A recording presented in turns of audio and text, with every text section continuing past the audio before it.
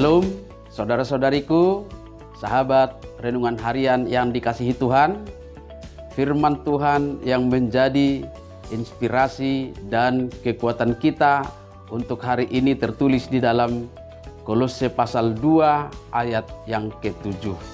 Mari saudara-saudariku, kita simak dan dengarkan firman Tuhan demikian. Hendaklah kamu berakar di dalam Dia dan dibangun di atas Dia. Hendaklah kamu bertambah teguh dalam iman yang telah diajarkan kepadamu, dan hendaklah hatimu melimpah dengan syukur. Gabe marurat jala pinauliuli mahamu di bagasan ibana, togu marhapor seaon, obar tu naniajarhon tuhamuna, lumobi mahamu marroha mauliate. Demikian firman Tuhan.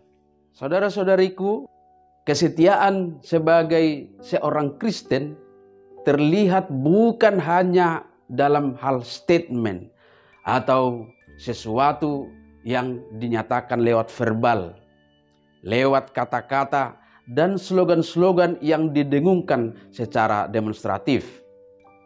Lewat nas harian kita ini, Paulus mengajak para pengikut Kristus menyatakan kesetiaannya dalam 3 fase. Yang pertama, menjadi pengikut Kristus yang berakar. Berakar dalam bahasa Latin adalah radix. Asal kata dari kata radikal. Menjadi pengikut Kristus harus radikal.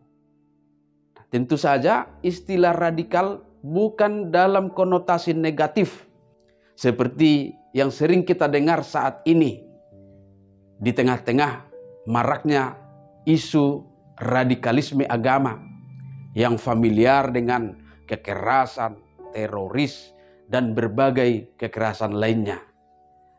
Arti kata radikal itu sebenarnya positif. Dari kata benda radix, dan kata sifatnya adalah radikalis yang artinya berakar. Dalam pemahaman inilah kita menerima ide bahwa pengikut Kristus itu harus radikal, berakar, yaitu cara hidup yang benar-benar memiliki prinsip dan komitmen yang kuat seperti Kristus. Yang kedua, menjadi pengikut Kristus harus dibangun di atas Dia, yaitu proses perjalanan hidup kita yang bertumbuh dan berkembang sesuai dengan pola hidup Kristus. Ketika menjalani kehidupan kita dengan dinamika yang berlangsung di dalamnya, para pengikut Kristus dengan dasar yang kokoh itu akan sanggup bertumbuh seperti benih yang baik. Apapun yang terjadi tidak akan sanggup mengubah visinya. Dia akan berhikmat menghadapi keadaan dengan pola hidup seperti Kristus. Tidak akan pernah berpikir pragmatis dan gaya hidupnya pun akan selalu berpadanan dengan gaya hidup Kristus. Kesederhanaan, optimisme, kerendahan hati, dan kepedulian serta sifat-sifat Kristus lainnya yang menjadi teladan bagi kita. Dengan demikian, keadaan akan menimpa hidupnya bertambah teguh dalam imannya kepada Yesus Kristus. Lalu yang ketiga adalah hidup seorang pengikut Kristus adalah hidup yang melimpah dengan syukur. Dalam nats lain Paulus berkata, mengucap syukurlah dalam segala hal, sebab itulah yang dikehendaki Allah di dalam Kristus Yesus bagi kamu. Dicatat dalam 1 Tesalonika pasal 5 ayat 18.